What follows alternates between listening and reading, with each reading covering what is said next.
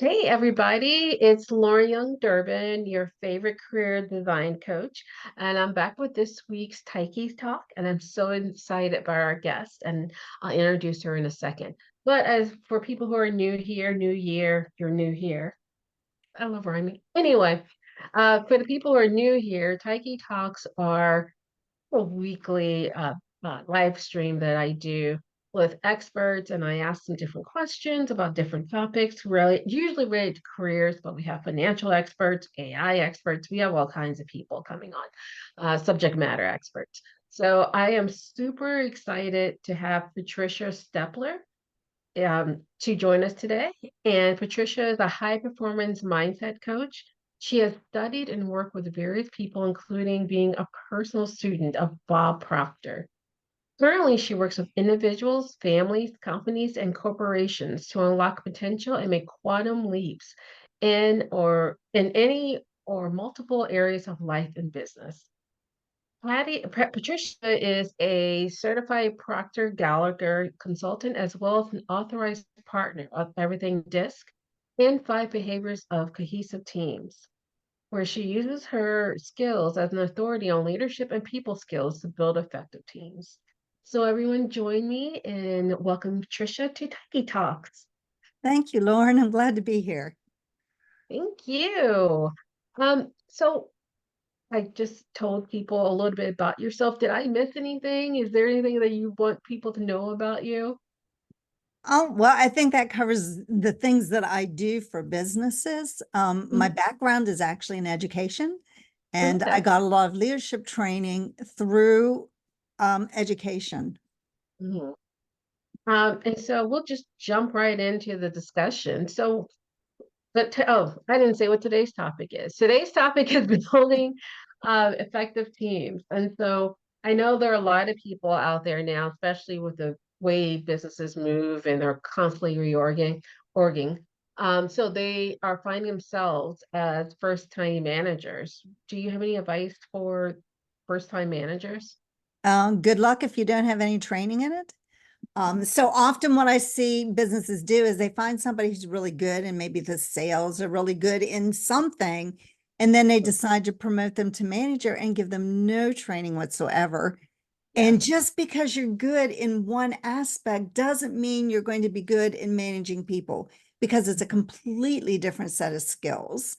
And, but you see that happening all over the place. So, if that's happening to you as a manager or new manager and you've had no training, Mhm. you really need to have some kind of training and, knowledge of what to do in management, because it is different. Yeah, I think we've all been victims of those managers who are just like, look, I was really good at what I did. I've never people managed before. So um do you have like, okay, so you just found out you became a manager. Um what is your next step other than asking your business, are there any leadership courses or anything I can take? What should be the next thing you should do? I think you have to look at your team members and really start to figure out who they are. Now, one of the things I do is the everything disc, and I love using some type of evaluation, because we never really spend time thinking about who we are. And I know the first time I took a disc assessment, it was the first time I understood me, and I understood, before that I always thought there was something wrong with me because I was different than a lot of the people I worked with. And Mhm. so I thought it must be me because they all think this way and I think completely differently. And when I took my first disc assessment, I realized that I just thought differently and that I had different skills than most of the people that I worked with. Therefore, it seemed like I was wrong. Mhm. Um, but, that's one thing to really get to know people, because if you have a really good assessment, it gets to who that person honestly is. And then when you read the evaluations, you're like, oh, now that makes sense. So that would be the first thing, really get to know your team members and then find a way to build trust. And the only way you're going to be able to build trust, because that's the foundation. If you have no trust in your team, you're going to have problems the whole way. Yeah. But if you can What build a what's Oh, sorry. I was just, Can we just take a step back? What's a disc assessment? a disc assessment is a personality test. Okay. Yeah. So it's just, finding out what personality, and uses four main parts of personalities. And if you really study movies and TV shows, you'll see that there are characters in each one of those areas. And so you have one person who's a very strong leader, and it's like, here's what we're doing. And then you have one that, tells the story that just keeps growing and growing, or the fish story. Fish keeps getting bigger and bigger. And then you have the personality where they are very steady, and they don't like conflict, and they'll just do anything. They're the people that have the tissues for you, and they have the candy that you need on their desk and things like that. And then you have the people that are so analytical, and they want to make sure everything is precise, the perfectionist part. And we're actually pieces of all of those personalities. There's this one that's more dominant than the others. So that's what a disc assessment will do. And there's many different kinds of assessments and different kinds of names, but they're really getting into your personality of who you are. And then how do you relate to others? And how can you Mhm. relate to others in a more effective way? Mhm. Which, even if you're the leader and you just find out more about you, then you can start to really look at your team and figure out, okay, this person likes a lot of praise, so I need to make sure that I'm giving them what they need. This person likes a lot of information, so I need to be giving them the information. And so it helps you to deal with others in a more effective way, so that you start to build that trust. So, as you're learning more about your personality, I know there are different leadership styles. Can you talk about that a little bit? Okay, there's some leadership styles where it's my way or the highway, and that really doesn't work anymore. That used to be the way back in the 50s, where people were very controlling, and this is the way it's going to be, and don't ask for anything different, and very authoritative. Um, right now, it's more, you've got to start to understand people. People have issues on their own and on their personal side.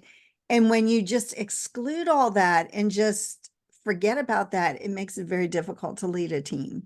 Not that you make excuses for people. I'm not saying that at all, because when you start to make excuses for one person over another, then Yeah. you start to build that mistrust.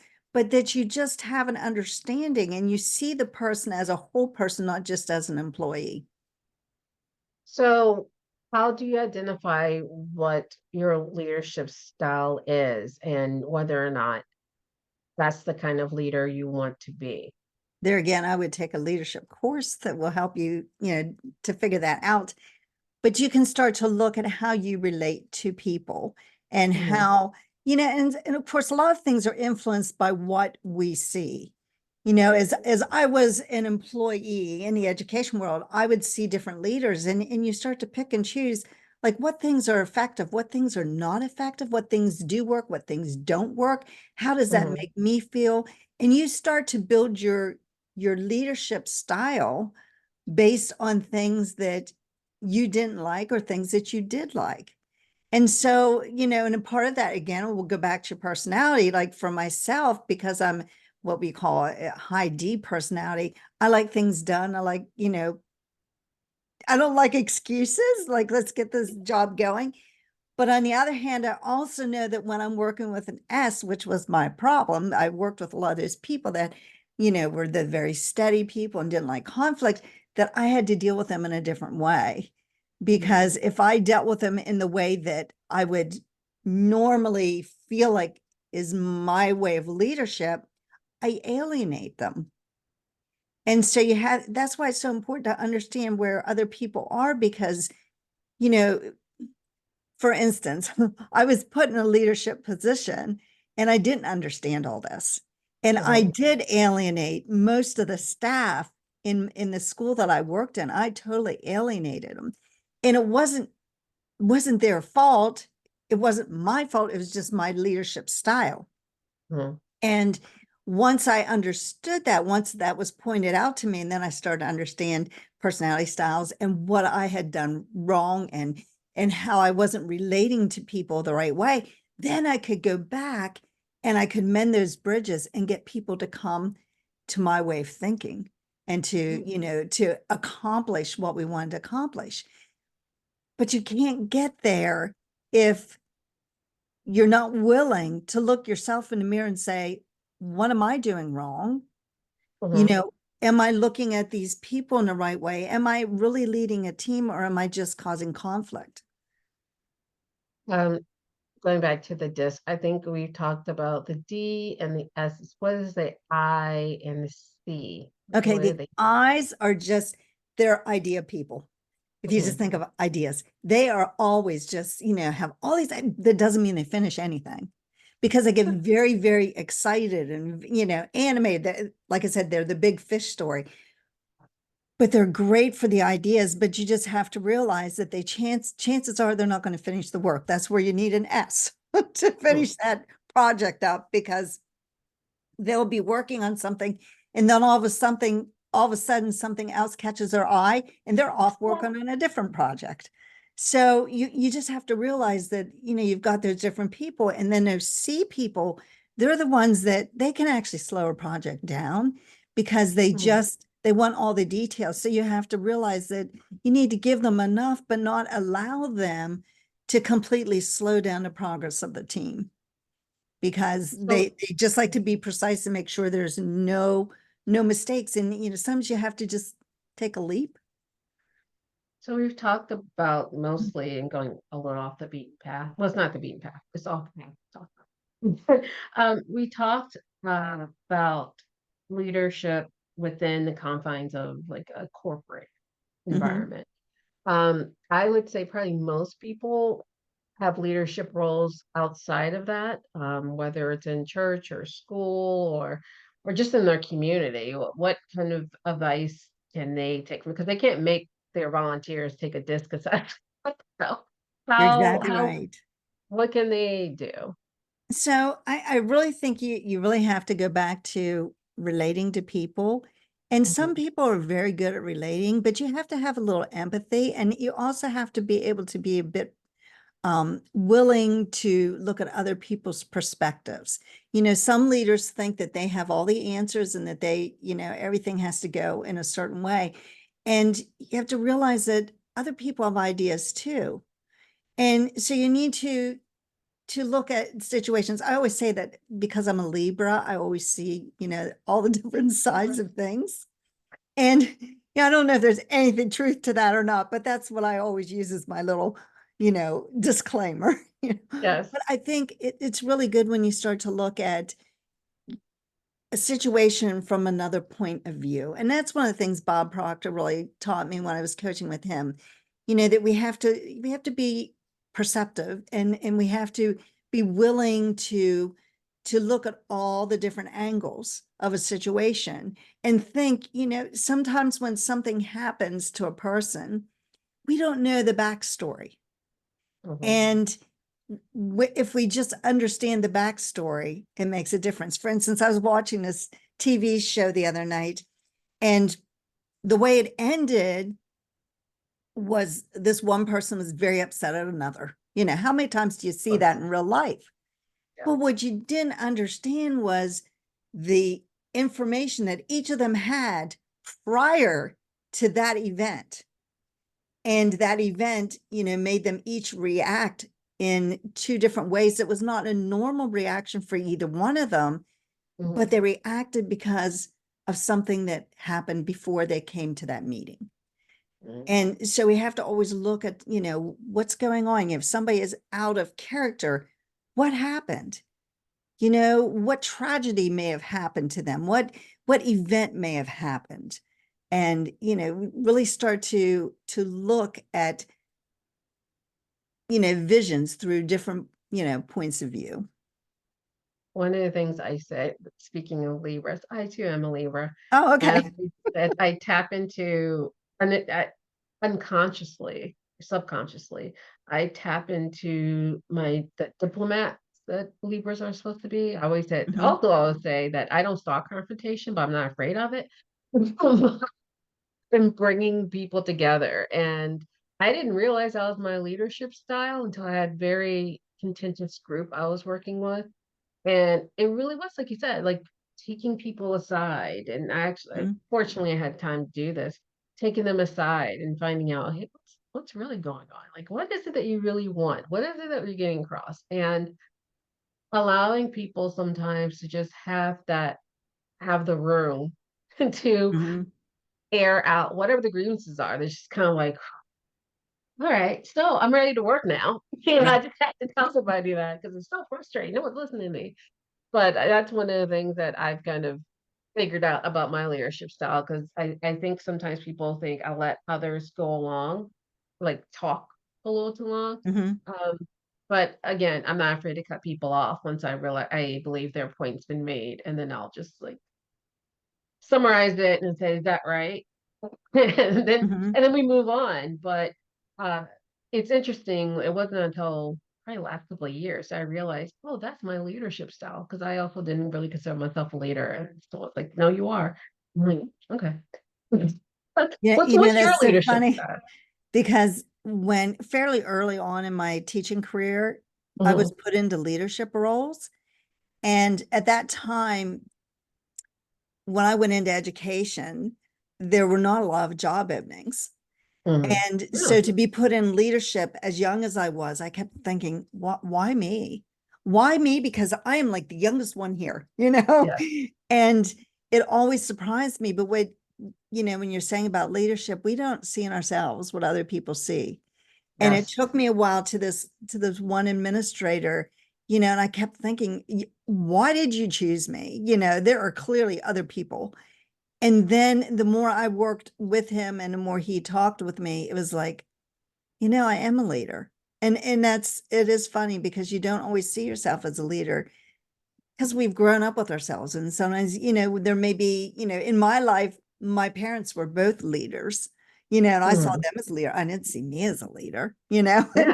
So again, it goes back to experiences people have. And, when you start to see yourself as a leader, then you start to pull on those skills. Like I said, you find Mhm. those things that you think are important and how can you best lead a team? And, it is very funny when, you It look is. back. And you're like, oh, yeah. So how would you describe your leadership style? I think my leadership style is I want something done. I want results. So I do go after those results, but I'm also going to listen to other people's ideas. I don't ever think that I'm the only one that has an idea.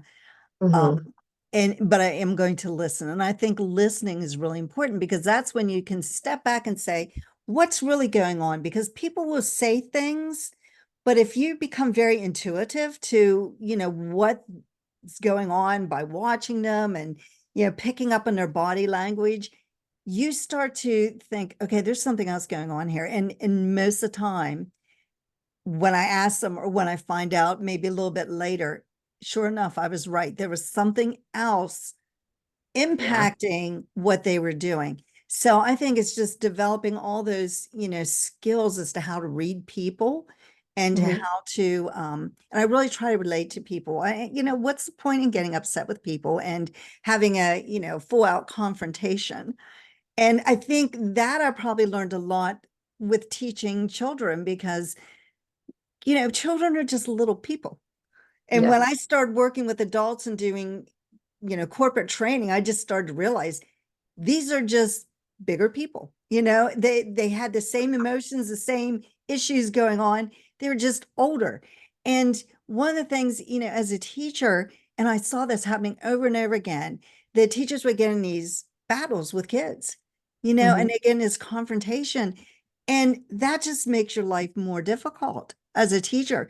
So when I would have a child that was difficult, I kept trying to find a way where I could bring them into my classroom and work with them in a way that I didn't go home just all, with my Yeah. hair Bless standing you. up straight, and I felt that was really important because as I became, a leader working with adults, I used those same skills. There's no sense in escalating a situation. How can we de-escalate it and get everybody working together and, rowing in the same direction?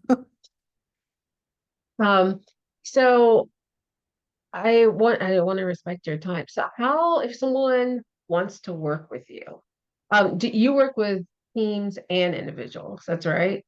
Am I I work making with stuff? teams in it. Yes. Mhm. Okay. I just because I sometimes I just Yes. make stuff up and I'm like, but and you also work with presidents. So if someone wants to work with you, how can they find you? Well, they can certainly connect with me on LinkedIn or Mhm, Facebook or Instagram. That's a great way. Just message me. mhm. Go to my site is creatingtopproducers.com. And there you can, get some information and, reach out to me that way. Um, that's probably the easiest way is through social media or through the website. So it's top what Creating Top Producers. creatingtopproducers.com. Mhm. Patricia Stepler Yes. on LinkedIn. And is it Patricia Stepler also on Instagram? Yes. Okay. Awesome. Thank you so much for joining us Yes. today. Thank And you. remember, like creative. I don't like saying creative. Creatingtopproducers.com. That's her website. You can check her out on LinkedIn and Instagram. And I'll be back next week. What we're talking about personal branding. And so next week we're going to have a guest, Chanel Evans, and it's going to be about being your own brand ambassador. So be sure to it's going to be on the 16th. So I think that's Tuesday. Yes, next Tuesday at 1 o'clock with Chanel Evans. And I'll see you guys next week. Bye.